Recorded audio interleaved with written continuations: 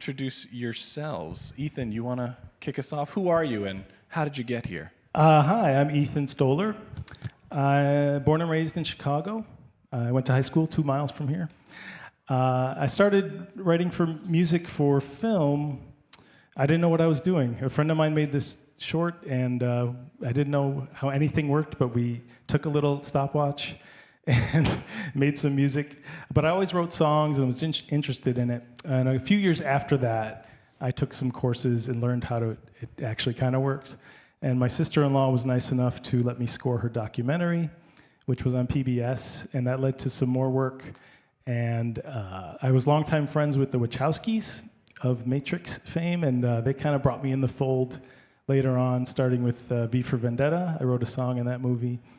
And I continued to work with them pretty much on everything they did after that. So that's most of my big-time credits that you might know are from the Wachowskis, but I've worked on lots of little stuff, independent movies and industrial films, and whatever you need scored, I can give it a shot. So, Devin? Hi, I'm Devin Delaney. I'm the composer at Noise Floor Ltd., who's a post-audio house here in Chicago. I've been composing here in Chicago for about 15 years, so everything from a lot of ads to games to films.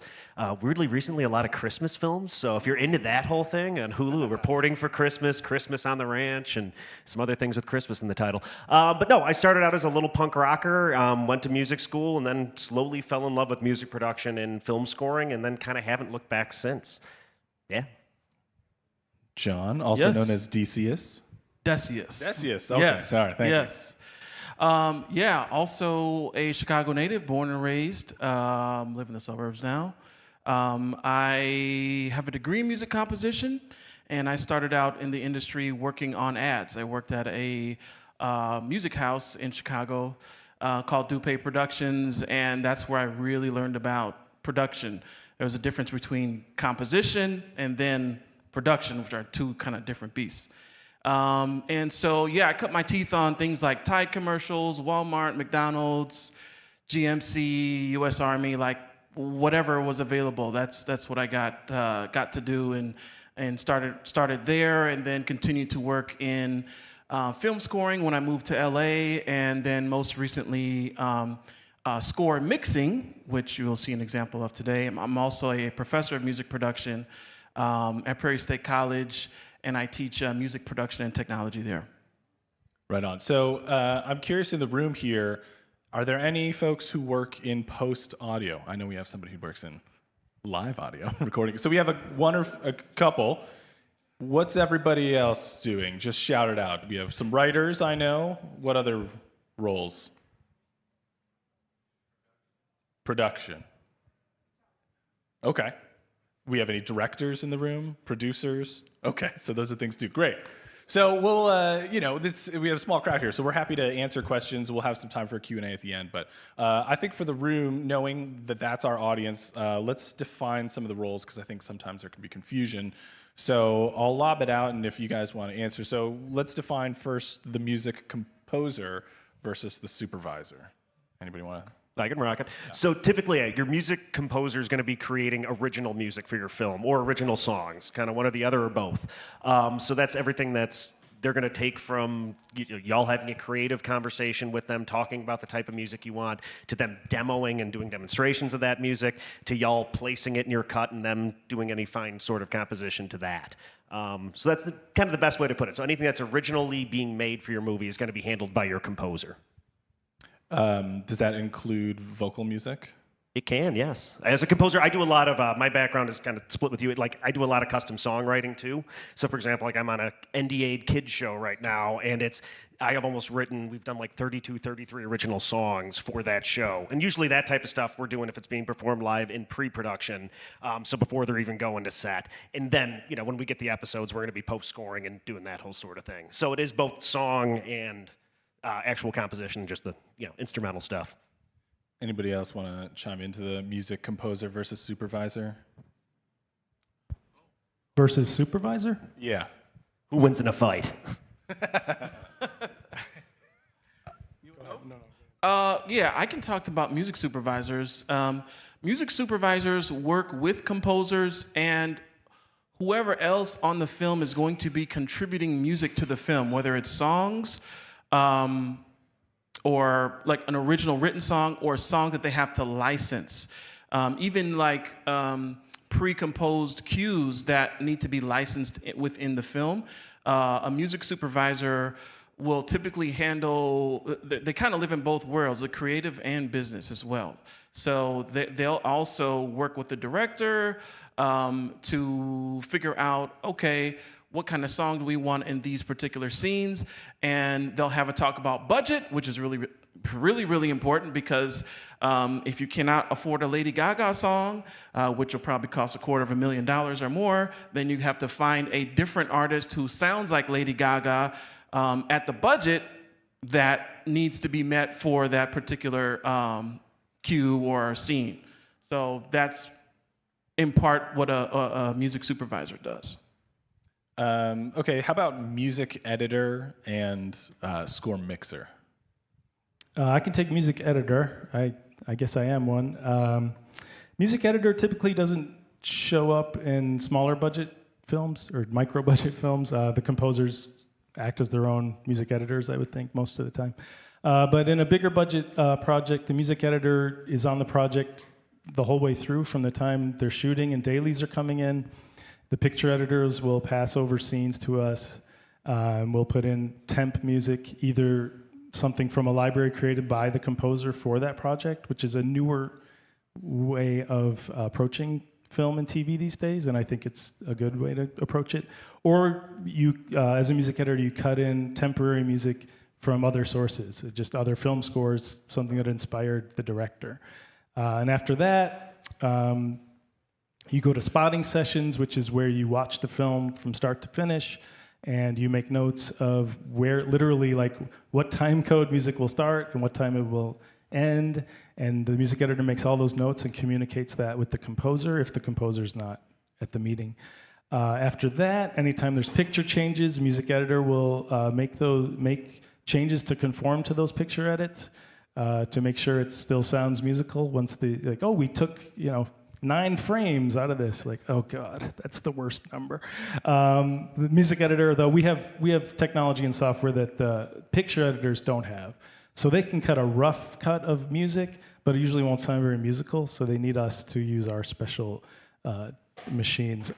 And then after that, when you get to the mixing stage of a project, the music editor sits on the music stage and kind of acts as an ambassador for the music department, and should know, at that point you should know where every cue starts, where every cue ends, and if they want to change on the stage, you got to do it live in front of all the people. It's nerve-wracking. It's not my favorite.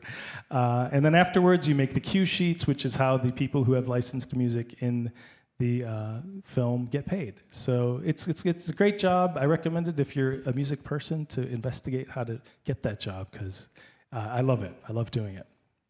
So a producer, a director has a project in mind. When should they contact a composer? As early as possible. I mean, like the whole thing of when to start a savings account yesterday, or whatever the expression is.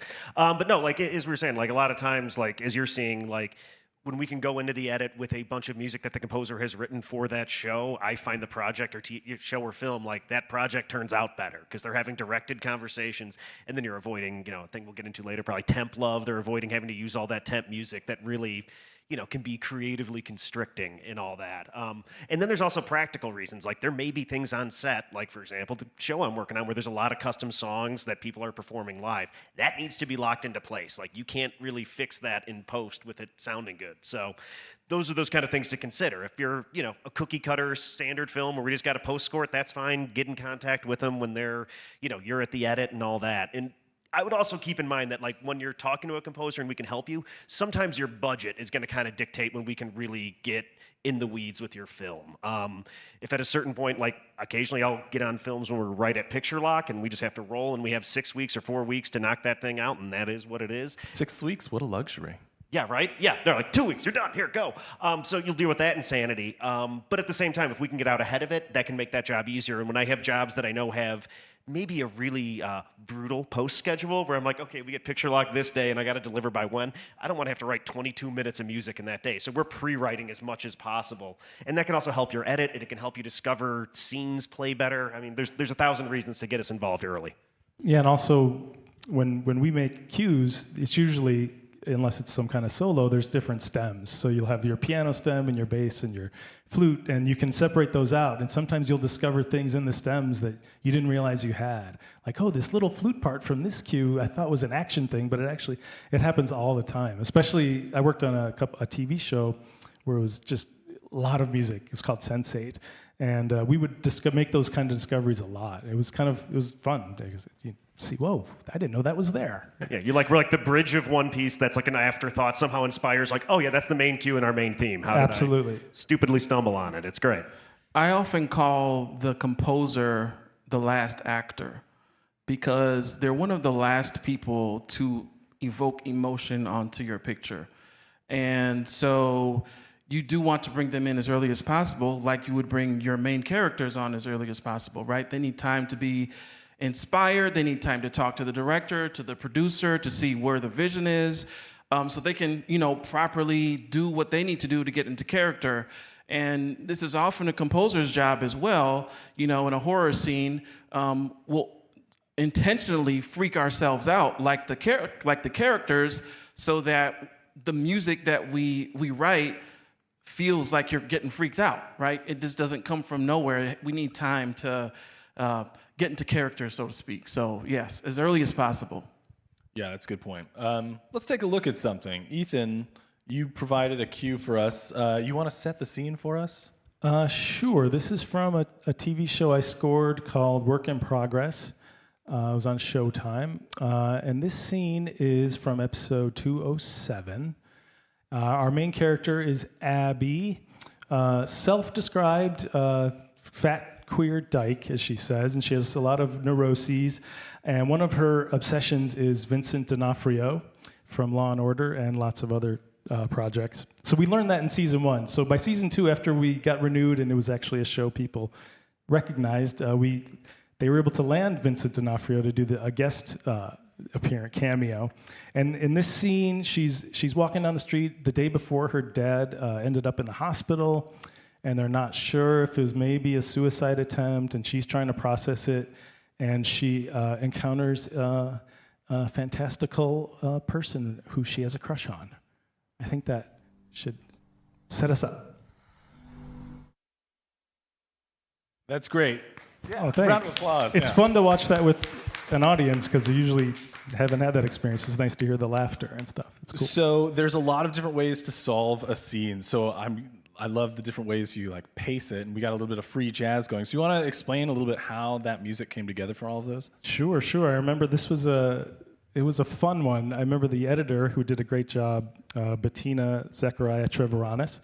She cut the scene, and I don't think she had I can't remember, this was a few years ago. I don't know if she had a musical temp in there or if she handed it off to me dry and just said, go nuts. But that cue, the original jazzy cue, was one I wrote as part of our library because I had read the scripts and thought, oh, that might come in handy, something like kind of film noir, jazzy. And then as we moved along, I understood that Lily Wachowski, who directed this episode, she wanted the whole episode to feel like a Law and Order episode, but we couldn't license the bum-bums. So it had to kind of create more of a generic TV. It's kind of a parody of TV detective show music. So that's kind of where the electric keyboard came in and stuff. But I remember that with the first scene where it leads up to the big build and the cutoff, that came together pretty quick. Because it's kind of comedically, it just seemed obvious that that's what it needed to be, and I got there pretty quick. And then I remember Bettina made a great cut back to her brother-in-law, who's watching, and we thought it was great. And that was pretty close to our first take. Actually, I'm pretty proud of that. And then the second half of the scene, that was a little harder to crack because it was at that point of the process, I didn't know we were really leaning into the more saccharine-sounding TV score type of environment, and Lily got me there. The director is very helpful and knew what she wanted, and I think she was happy with the final result. So, Yeah, it's very funny, and I think comedy is really tough because it's all about timing with music, and you do that really well. But also, one of the tough things of kind of all of the scenes that they prepared, and what's the title of this presentation, is between the dialogue. And we are all in service of what the actors are doing, the story, the dialogue. So a question for everybody is, what is your approach when you're starting, or you're actually writing music, and you're watching the scene without temp? How are you thinking and balancing your work with the dialogue? What do you impart to the directors and the writers about how they think about that process too? Yeah, well, it's important to understand what the director's vision is for the whole movie, and then even if you can, scene by scene, because during the spotting session, because it's important to understand how those emotions are going to arc over the story. Understanding the vision is super important, and then from the composer's perspective, which is where I was about to go, is understanding the perspective in the scene. I like to use this little rule called perspective, emotion, and timing, PET, and ask myself the question, okay, whose perspective am I scoring from? What's the emotion, and is there any necessary timing that needs to happen to make sure that I'm imparting the right vibes on the scene? But especially for comedy, that's timing is even more so important. So I love that. I've never heard that put quite so succinctly before. That's Thank great. you very much. All right, you want to say anything? No, yeah, I was just going to say, in terms of when it comes to the more detailed part of the music, a lot of times it's about making space and just trying things and seeing what works. That's even, I think, why a lot of people use temp music, use our library music, do that to see what type of instruments even kind of work with the dialogue that's there and the pacing of their voices. Because I feel like every edit, every conversation, especially from really good actors, there's a natural tempo that I think us as composers kind of find. I remember being a younger composer and trying to find some mathematical way of doing it. And now at this point, I'm sure same with you. It's just feel there's a tempo that kind of matches the scene, that helps, that'll complement the dialogue and not stomp on it. And there is some hey, maybe if the person's revealing information, let's not put a giant big old hit right over that bit of information. So you have to think about it from the audience's perspective, how do we make sure that they can hear the dialogue, but also move this conversation forward and have the right emotional tells. And I have found in my experience, maybe I'm lucky I've worked with great editors, but the editors almost have a natural timing, a musical timing that they have naturally, and I'm so impressed so often by how well it matches a tempo. It's great. So let's look at something on the opposite from the cue. So Devin, your cue, it's very suspenseful. It's the opposite of what this is. You want to set this up for us? Totally, yeah. This is from a movie called Room 6. It was locally shot. Some actors you may recognize or know and stuff like that. And it's some really great people in Chicago all worked on it. I bumped into a few today. But so the scene in the film, you're going to see one character, Danny, enter in. His brother's having a conversation with the cop. I'm going to very heavy-handedly infer that there's something up with that. And then our character, Danny, is an addict, and he's going to be heading back to his hotel room to get back to his drugs, and him and his brother have tension. So what we're kind of doing is, and it's a balance between audio where, the sound designer had a lot of conversations about what type of music was going to work and deal with just all the auditory chaos going on. So this was a very big balance of all right, how do I infer this kid? There's some nefarious stuff. He's an addict. There's momentum. There's all this stuff, but also make room for all the crazy sound design. There's some weird dialogue going on that's more affected, he's having kind of a episode, if you will. But so, if you want to listen to more the nuanced music stuff, even a lot of the film really deals with repeating bass lines to kind of refer those repeating habits. There's some practical stuff we'll hear clocks ticking. That's something that we actually used as a motif of using a real thing and a real sound effect as part of the musical score. Because the whole film is about a clock being ticking. But at the end of the day, why music helps in the scene and why I wanted to present it is that it's just a dude walking. And we infer a lot with audio and music for just a guy walking. So.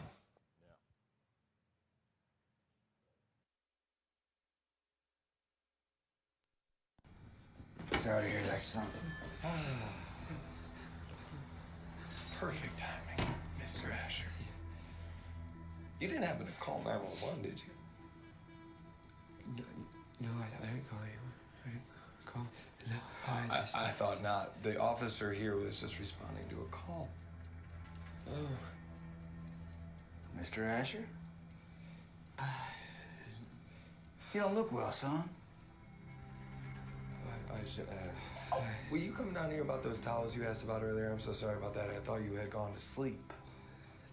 Towels? Yes. I'll bring those right over to your room. Just give me a moment to assist this officer here. Yeah, just as soon as you can, just with the towels. Thank you for your understanding, Mr. Asher. Good night, officer. Thank you for the towels.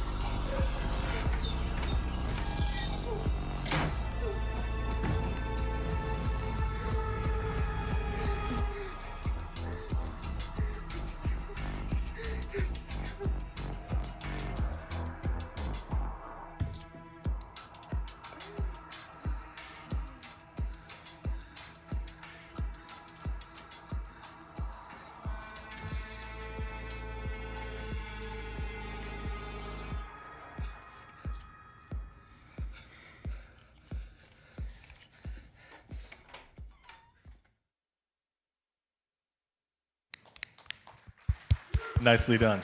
Thank you. Now that we're all bummed out, you know. Now that we're all feeling really glad. The interesting thing I think with that door shut and once we're inside the hotel room, the vibe changes. There's a little bit of change in like what the music's going on. We lose kind of that low end synth, I'm assuming, or is that just Yeah, we're doing a lot of synths. a lot of synths. But genre is an interesting thing to play with, and I think a lot of times directors or producers, writers, they'll be like, "Oh, this movie is jazz," or "This movie is whatever." But also hoping that people leave creative space for the composer. In that scene alone, it feels like we're kind of doing a little bit of I don't know. There's a lot of ways to genreify that, so I'm curious how you ended up where you did. Yeah, a lot of times, especially with me, like certain, as you said, like certain films, doing a Christmas film, it's gonna be Christmas music. I can't pull that shit off in a Christmas film. Oops, sorry, shouldn't swear. So that like when I'm working on indie films, especially and stuff, like I don't know, like we're a very like. I don't know, like blue collar, like a lot of our films have this very cool, gritty feel to them. So for me, it's like, the big orchestral, whatever predictable thing is not really it. So for a lot of my like indie clients that are telling these unique kind of isolating stories, I try to find a unique palette of instruments. So if I'm like, all right, I want to do a touch of Trent Reznor with like a little electric guitar thing, but then also some weird organ stuff, like I want to try to mash those things together. Like I had another film called Ghost of the Void I did a couple years back and couldn't find for a good clip. But like it's like we wanted to blend Americana and then like synthy horror and have those two things kind of blend together. So that's kind of one of the cool things of having a composer. Like I want to watch that film, listen to all your references, figure all that stuff out, and then see if we can create a unique voice, as opposed to like, maybe one that just doesn't, like, there's plenty of stuff we can write that's like, yes, we'll make your film sound like a movie, it's going to sound like $1 million, it's awesome. But like, to me, I want to tell that unique story and bring something to it, and I think that's why collaborating with a composer is a big darn thing. Sure. Yeah. Well, and opening it up more to the conversation of how should directors and producers prepare themselves for the post-production audio side of things when they're probably starting to think a little bit more about genre. I mean, what do you guys all think? Like, how should they use temp? Should they not use temp? Should they do what? I think we're all just trying to find a common language is kind of the way I put it. Like, I never expect any of my clients to speak me. Like, the way we can all nerd out and be like, oh, well, that Moog and that thing is the coolest thing ever. Like, yes, that's nerd stuff. But, like, if I can talk to them and find a common language and they're like, oh, here's this point of reference. I want it to sound like this scene from Predator or whatever. And you're like, oh, okay, that's how they can speak music to me. And I'm going to kind of use references or Spotify playlists as a means of figuring out how to communicate what their story is. Because at the end of the day, I'm trying to serve their story and figure out what their ideas are. I'm kind of, more a translator than anything else. You guys want to add to that at all? I think temp score is useful. It's dangerous. Are we all familiar what temp score is? Oh, Somewhat. Let's define so it. sure. So when the editors are cutting a film or a show, oftentimes to sell the cut, let's say, they'll put in music to get the feel of how the scene's going to go, because music will change a scene so much, and you don't even realize when you take music out. It's like, oh, like a big action scene will just sound silly, for example. So oftentimes an entire show will be laid in music, like I was talking about earlier, with either existing film music or music from a library that the composer has provided. And usually, sometimes a music editor does it, and a picture editor does it too. And the worrisome part is when the director or the producers hear and see this, and it sounds great, because we work hard on making it sound great. They fall in love with it. It's called temp love. It happens all the time. And then to have the composer replace the cue to a level where they're as happy with it as they are with the temp can be very challenging. I put in a cue in this movie called Ninja Assassin. It was my first like real music editing job, and it ended up in the film. They licensed it, and I felt bad because the composer, I'm sure he did write cue for that scene that would have been great and was great. But instead, they licensed this because the directors loved the temp so much. So I think temp music, unless you're cutting it to try to get investors or to show people what you're doing, I think it should sound as bad as possible, but still convey the PET that you were talking about. Yeah. Yes, temp music, like you said, can be very dangerous. One of my first projects when I moved out to LA years ago was a movie called The Lena Baker Story.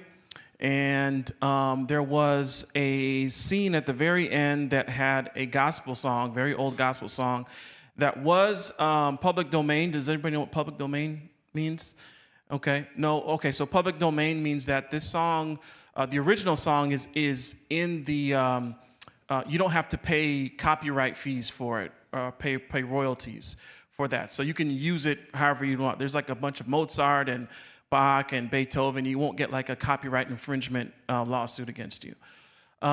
So the original song was public domain, but this recording was not. So they had to find the artist. It was a record label had recorded it, so they were trying to get the music cleared. They loved the music so much, but they could not come to an agreement. The communication was bad. Then they came back with a really high, ridiculous number for this independent film. So, and at the very last minute, and this is how I got my first movie credit, the composer I was working for was like, all right, John, redo this scene. Go do it at home and like do it, copy it, but don't copy it. So that's how I got my first credits, because I had to redo that music so that that particular recording could clear licensing. So that's the danger of temp music and falling too much in love with the temp music that's not actually going to be part of the score or the soundtrack. So what then is the option for writer-directors, producers? What should they bring to the table in the conversation with the composers? Well, I think, like we've talked about already, meet with the composer early in the project and have them write music inspired by your script. And then you have this library of music to choose from with all these stems. It's a great system. I believe in that. I think it's really the best way to go moving forward. That's, I think, the easiest solution. I mean, songs, if you need a song, that's a different, you might be able to license a song, especially for festival rates. You can get a song pretty cheap. But for score, I think the best solution is don't put in temp music you don't own, and you won't have a problem. Yeah, I mean, I think it's a trap of selling yourself on something, and then it's also, as we said, it could be. I mean, just from a composer's perspective, it can kind of suck. Like you're like having to like wear some other composer's mask as your own and be like, all right, do you like me now? Like it's a strange, thing. I mean, that is why we have so many films that sound like the exact same. folks. And that's what we were talking about it out there about certain franchise where it's like it all sounds the same because it's.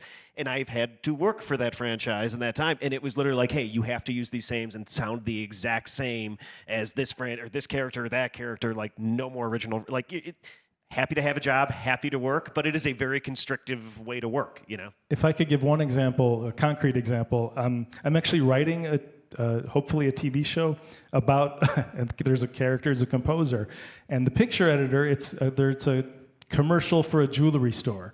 And the picture editor, to sell his cut, puts in Lucy in the Sky with Diamonds by the Beatles. And of course, the client loves it. It's like, this is great. Then they hand it over to the composer, like, could you? And she's just like, what are you? I can't work with this. I can't compete with the Beatles. So that's kind of a easy to understand example of how you can. And do you have the budget for the Beatles? No. My first film, I think it was a horror comedy, but literally the director's like, so can we just like do something like Jaws? And you're like, oh, so like one of the most iconic horror scores of all time. Like, awesome. Yeah, thanks. Just set the bar really low for me. I'll pop right over. It's awesome. Copy paste, right? Yeah, exactly. We all have Control C. So what I guess part of this conversation is about like the ways to solve these problems far in advance, because I think one of the things that I often see on the smallest budget projects is maybe the director is also the editor and they just turn the music down. And that's not necessarily a way to get between the dialogue. I think there's better ways to do that. So John, we're gonna take a look at your cue next. You wanna set this up for us? What you're gonna show? Yeah, so this is actually, you're gonna actually get to see like under the hood a little bit here. I was brought on as the score mixer for season 5 of The Family Business, which is on BET and Netflix, I believe, right now. Oh, we didn't talk about mixing yet. Should I talk about mixing? Yeah, after this. After you Okay, said, yeah. cool. I won't approach it from a compositional standpoint. By the way, the composer's name was Rob Diggy. He's a good friend of mine. He scored this scene, and what he did was he sent me over his stems, or basically his session.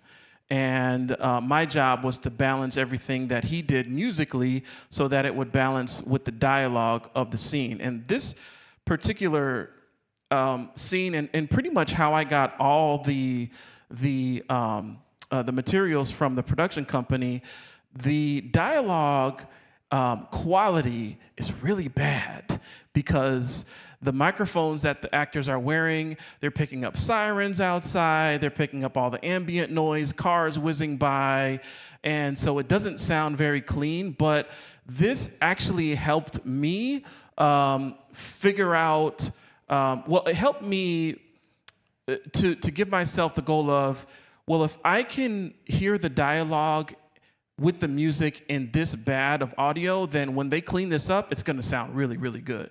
So you can play it, I play it first without music, I'll show it first without music, and then I replay it with the music on, and then I'll kind of show you what my thought process was, and actually a couple of tools that I use to help control some of the frequencies that tend to get in the way to clash between music and dialogue.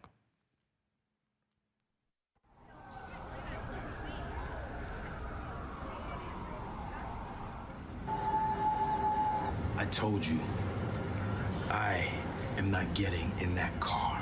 But if you can't hear me, I'll turn it up for you. If you're gonna kill me, you better do it right here. You think I won't? I came here for answers, and I don't mind coming up with my own conclusions and blowing their fucking ass away. If anybody is gonna blow anyone away, it'll be you.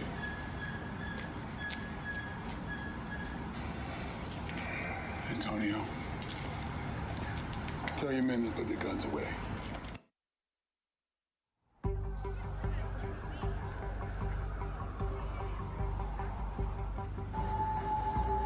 I told you, I am not getting in that car.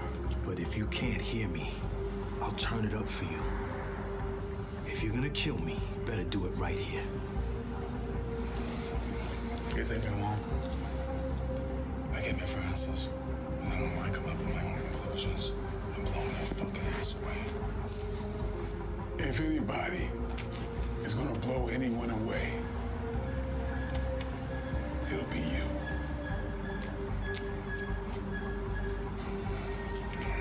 Antonio, tell your men to put their guns away. think so. The six of us with our guns drawn. I like these odds. Yeah, well, I guess that kind of sucks for everybody, doesn't it? What the fuck she's talking about? What the fuck? These are two M67 hand grenades. The most powerful hand grenades in the world. And as you can see, the pins are on the ground. So, if you shoot me or my brother, everybody dies. Bullshit, he's bluffing. Am I? Okay. Yeah, thank you. Nice. So I wasn't able to talk during the scene. I thought I was going to be able to talk during the scene. But did you guys hear in the first pass all the junk that was in the microphones? Right? So this is part of there are several mixers or engineers that will work on a project like this to make sure that the audio is clean and pristine. My particular job is a special kind of engineer called the score mix engineer. And so I just specifically dealt with the music, mixing the music so that the music was balanced. And then I handed that music off to another engineer who balanced the music, the dialogue, something called ADR, which is when actors sometimes they go back into the studio to re-record their dialogue because, for instance, there was like some metal screeching. You know, you can't get that out. I thought that was in the music originally. No, it wasn't. Yeah. It wasn't in there. If you solo the dialogue, you'll hear there's so much going on outside. So this is just an inherent problem with recording anything outside. Has anyone seen? There was a clip floating around social media with the guy who plays Wolverine. I can't remember his name. Hugh Jackman? Hugh Jackman. And I think this was the last movie he did. And there was a scene of him in the studio making all the grunting noises and like punching noises like in the studio. Well, that's because probably something like this happened where they were recording outside and, you know, you got lawnmowers going and the airplane whizzing by. And they have to clean all that up in the studio using something called a process called ADR, automated dialogue replacement. So you have a mixing engineer like me that will deal with music, and then another engineer will deal with re-recording the actors. And then another engineer will take everything from dialogue to ambient sounds to sound effects and music, and they'll be the final one to mix everything together, and whether that's going to be in stereo or surround sound or 7.1, and then it's finished, audio is finished, then it goes out after that. So there's a lot of different layers of, how do we say, audio production, Post-audio, yeah. cleaning. Oh, I think like anything else in filmmaking, it is a team process. And I think there's sometimes a misnomer that it's us as composers in our little hidey holes making music.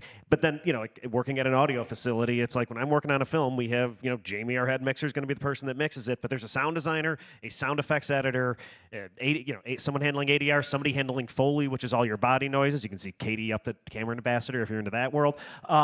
So there's really like 5 or 6 people at minimum really collaborating on all that stuff together. And we're all kind of vying for the same space in terms of frequency and all that. So it really, I think they have to be like a symbiotic relationship, like, because all of us want our cues scored, you know, mixed pretty darn loud, you know, and all that. We want to hear the music. We put all that effort into it, not just have it pushed down. So knowing that all these things have a, you know, like copacetic and a relationship that help each other is a really big thing, and which is why I think any of us that work as part of that team, like I want to talk to the sound designer and be like, hey, what the heck are you doing for the scene?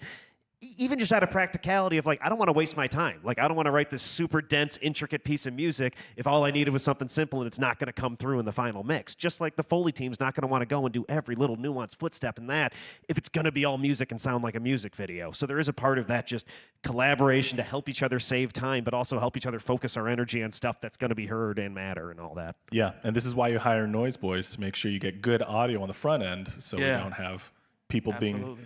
things being turned down, because that is. So we're going to open it up to questions here in a second. But Can I say one more thing before Sure. we open it up? So my goal was to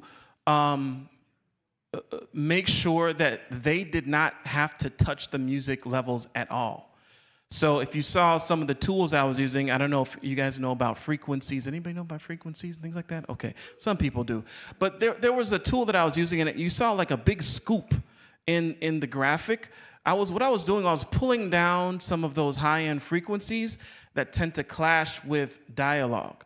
And so I didn't, when I send it off, it's off, it's gone. So if they feel like there's a problem, they'll just turn the volume down, right? And then my composer will be mad, right? Like, I can't hear my music, when I could have just simply done this little trick with the EQ to take out some clashing frequencies to make sure that they didn't really have to touch the music at all.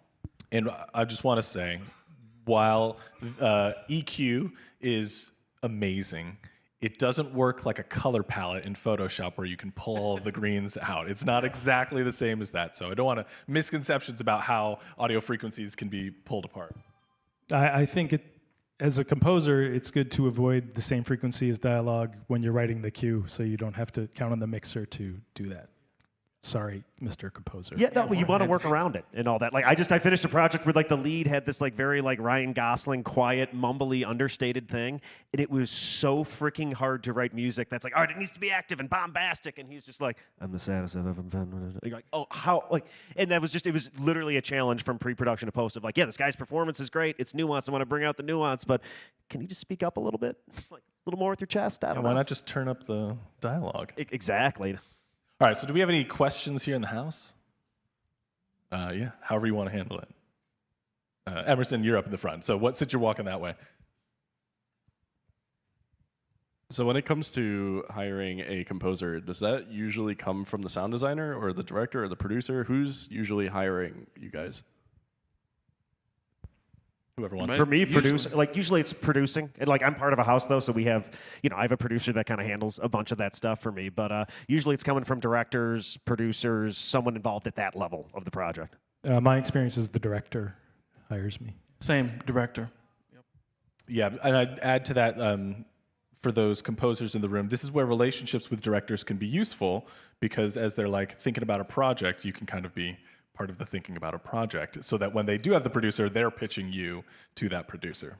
And depending on the budget, if there's a music supervisor and the director is like, I don't know who to pick, then the music supervisor will often find people in their network to bring on as a composer.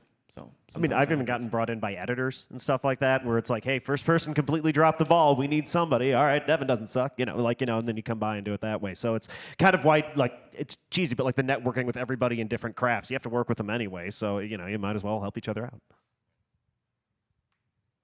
Yeah. I don't know how too personal this is, but I don't know how to charge or what to charge. So how would you guys... $20,000 per minute. I like that. I'll take You're a that. composer. You're a composer? Yes, yeah. So sorry, just to reiterate, the question is what a composer should charge the project. I just been doing stuff for family and friends, but I haven't sold anything or anything like that to anyone else. And I'm just wondering, once I get the question, I don't know, is it by the second, the minute, the whole project, or what? Yeah, that's great. You want to Yeah, start? I could talk. There's a bunch of different ways to bill, and depending on the project, you might approach that billing a little differently. Like if I'm working on a very long form project, I'm going to probably look at per finished minute of music is going to be the easiest for me to be like, okay, if I can make, whatever 100 per finish a minute is going to be an easier way for me to calculate my time. And then I kind of backlog and go like, all right, if I can write like 1 or 2 minutes a day, I can do it this way, and kind of play that math to go like, all right, how much am I actually making per hour and all that? So I'm not underselling myself is a good way to kind of look at it that way. Certain times if it's just a short film, it's kind of a game. I don't know about you guys. It's what's your budget? And I hate to be that bleak about it. And, the idea is like you just want to, if you can get them to say a number, hey, it might be way more than you would have estimated for yourself, and cool, you made more money. So I mean, there's that. But also, somebody can't be like, I have a 5-minute short and I want Jurassic Park for $200. Well, and that's where you have to be reasonable with them and explain, and that's, I think, the hardest thing as a composer time is to educate, like, hey, all this takes time, all this takes process. Like, yes, you want real strings and a full orchestra and all that, but like, how much money do you actually have? And I try to never like, not necessarily like promise the world, but I want to be practical and a blunt person about that sort of stuff because I think it'd be, you know, kind of BS otherwise. So if like, hey, you don't have the budget for all these players and the time for all this stuff, like, you know, I'm very open about that. I'm like, hey, if you want to give me that much more money, hell yeah, let's do it. You know, give me that problem. It's tricky. I still haven't figured it out. I've heard a general rule, maybe this is in bigger budget projects, that it's like 2% of the budget is for music. So if you are the composer and you don't have any other folks working on your team, that's for you. I think for independent stuff, for friends, the more you enjoy the project, the less I charge. You know, you just want to be part of something cool. You know, I do stuff for free a lot, which I don't mind because I love the work. There's a lot of there's a few resources on online. Now it's slipping my mind, but typically, like for video games, right now the range for video game music per minute of completed music is between $800 to $2,000 per minute of completed music. And then I think TV and film kind of winds up in the same area depending on the budget of the film. But I think 2% of a decent sized budget is a pretty good number to be at. But you know, film composers, we could work for a plate of chicken. You know what I mean? If we just want some credit. But you do definitely want to start charging because it is a very hard skill set to master, and people need to realize that. But again, I would say if there's hard costs that you're incurring too, like if I have singers in place, if I need to buy a new instrument, like that's some of the stuff, especially on like the cheapy or free or whatever low budget projects. I at least want to be like, hey, I did this project, but I got a banging new string library and was able to pay one of my awesome singers and do that and cover costs. Like that's kind of like at the bare minimum, I want to have my costs covered, if that makes sense. Good question. So I am a composer. I just got really into it. And so one thing that I've noticed is that for movies, you have a lot more creative freedom, as in the sense that usually for movies, there's not many points where the music is supposed to be in sync with what the actor does. And in TV, from the clips that you guys have shown, it seems like a lot of the things you do with your music is directly correlated to what the actor is doing. And for someone who has never really had any restraints when it comes to me making music, what are certain things that I can like start doing to try and make it more of a realistic type of experience for making film? Yeah, I think that's an interesting question because I think it always changes depending on what the story is. These were all pretty involved cues for the purpose of showing like how you balance all of the different things that are going on screen. So I think I would say it's not as clean cut between even video game or any media advertising, because advertising is extremely involved, right? Like you want to totally grab attention super fast. Anybody else want to add to this? Sometimes it's genre and style dependent. Like I will say, like a lot of us you can see like have worked in a lot of different genres of film and music. That to me is the biggest appeal of being a composer and being able to kind of do that different stuff. If we're doing a cool comedy thing that we're accenting all these motions, like that's more TV, but there's plenty of movies that do that, and we're kind of Mickey Mousing the action and breathing life into that. The kids show I'm on, exact same thing. I'm doing little blops and bloops to really bring it to life. As opposed to certain things, I'm trying to create a mood, I'm trying to create an energy. Very, very different approaches. So that's kind of the thing you could balance is like different styles of film really, request different types of music and different types of score. Because if something like you could take, hey, if we swapped our two cues and those would be a very, very different end for Vincent D'Onofrio or vice versa. So, and that's one of the things you can always practice is like, hey, how much do I want to Mickey Mouse this thing, versus how much do I want to give space versus how much do I just want to create mood? And a lot of times it's a balance of all of that together. I would say if you can get a hold of picture without music in it, if it has dialogue in it without music, I don't know exactly. Maybe AI can do that nowadays. It can. There is a website too, I always forget, right? It's like a film score where they have a bunch of scenes without, it's like just baked in dialogue. And that would be, I got better by just doing it repeatedly. Yeah, just do that. Even if you're cutting in music like a music editor would, or if you're composing it, that'd be great practice. I never have known about those resources. It's like the film score. It's some combination of the 5 words that's half us, half not. Like it all blurs together. But yeah, I think story is what comes first. I know that we are musicians, and sometimes you're making music for you, but you are a filmmaker, and you are serving the director's vision. And that's the very different thing between doing your own album and doing a film score. You are serving the director's vision. Yeah, you don't come first, and that is like one of the things that like I think it takes a lot of musicians to wrap their heads around. Like my score is going to be at best second or third on the totem pole, and understanding that and how to serve it is what it is. I don't know if this is true, but I heard like Prokofiev hated film score because he couldn't just write Prokofiev stuff, which I'm not Prokofiev, so I like doing it. Any other questions? Yeah. Or Hey, thanks, guys. What are some of the elements within a scene if you're heavily involved as a creator in trying to, put out this final product? What are some of the elements within the scenes that indicate, this scene could use a score or composition or something similar to that? Like, what do you look for besides obviously the emotion, which John touched upon earlier? Is it mostly just emotion, or what are we looking at here? It's a bunch of things. I think lighting is one.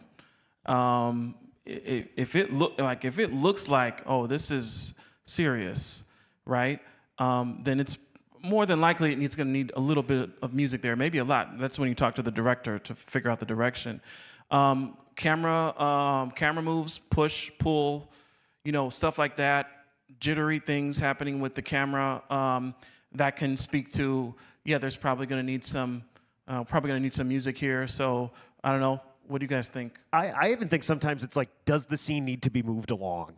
And there's certain scenes, like I'll describe it as light lifting versus heavy lifting. And there's just certain scenes that like the dialogue of the actor, it's not that it's bad, good, or whatever. It's just really dry without music, and it needs that. But just the same way, like we were talking about comedy before, like comedy at times, if you do too much slapsticky stuff, it feels like we're doing the dun-dunts, and we don't want to do that. And, so there is that balance of like how much we want to inform our audience versus, and like kind of pull them along without like completely dictating everything they want to feel. But certain scenes, if maybe the acting's not doing it, or maybe the edit's not doing it, we can be there to dictate, like, okay, now you get sad, now we're happy, now there's resolution. And we can really do that sort of thing, or we can do it in very subtle, nuanced ways.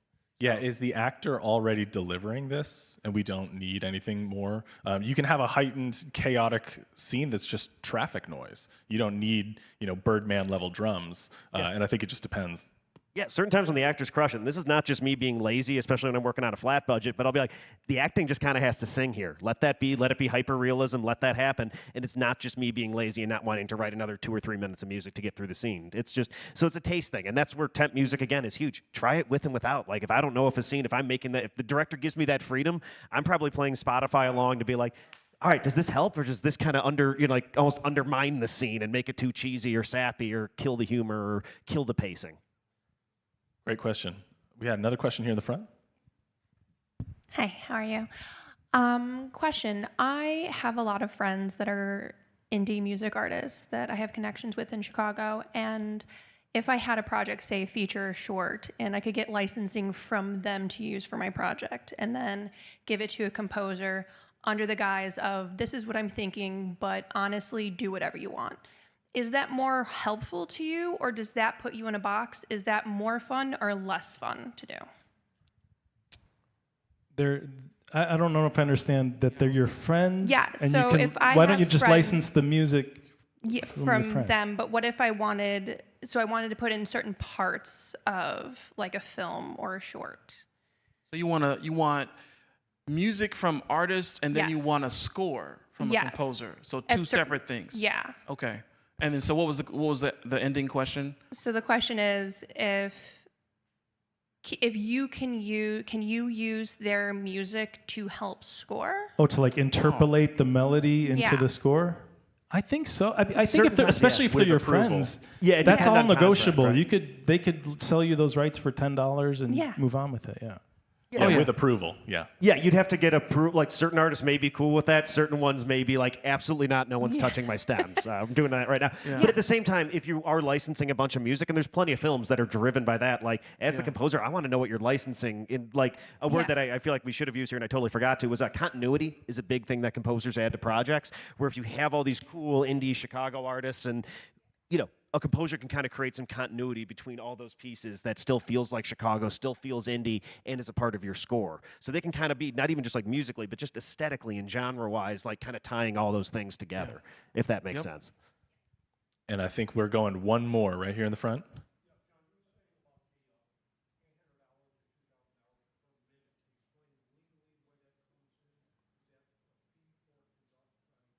Oh, that fee. I'm so just going to repeat the question real quick. The question was in regards to the dollar amount and Yeah. what that covers. Yeah, so that was for video game music in particular. Yeah, so that was for video game music, and TV and film is more. But yeah, so that covers the composer's fee, and depending on the contract, that might include production costs that the composer might have to incur. But that depends on however the contract was set up between the composer and the production company. So if they're like, oh wait, no, just give me my fee and then create a separate budget to actually, for whatever the costs are gonna be. Do they want an orchestra? Do they want singers? Do they want, do they want me to take a Led Zeppelin song and then trailerize it? Those things all incur costs, and that could be a completely separate budget, but that depends on how the composer and their manager or their agent work the contract to make sure that there's no crossing lines or everything is clear up front.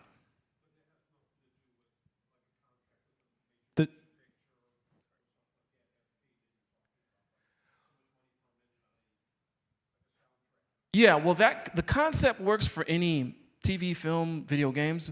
The numbers I gave you were for video games in particular. There's no statutory number Yeah. for a composer's fee. We It don't could be have a anything. union, so we don't have a real set thing. The SCL is the closest thing we have, and they are kind of more similar to a guild. And we are working to, make sure that fair wages for everyone who's involved, from the assistants all the way through the lead composers. But it is a little bit of a wonky thing because there is so much that depends on each project. These fine folks, thank you very much for being involved. Thank you. Yeah, let's give them a round of applause. Thank you to the Filmscape team who made everything possible, the folks in the back here who keep us heard and seen. The SCL, there's all sorts of great resources, whether you are a filmmaker or a musician, all online. Thank you all so much for being here. We'll see you tomorrow. We'll see you at the party. Thanks.